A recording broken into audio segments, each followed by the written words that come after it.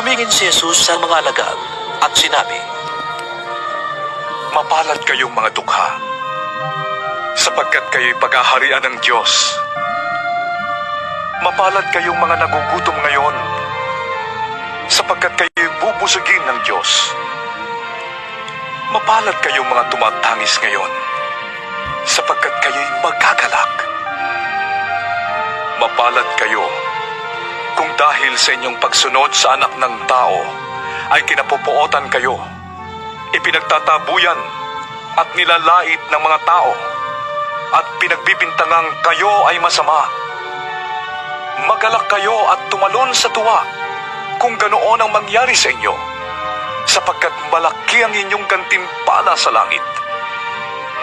Ganoon din ang ginawa ng kanilang mga ninuno sa mga propeta. Ngunit kahabag-habag kayong mga mayayaman ngayon, sapagkat natamasa na ninyo ang kaginhawahan.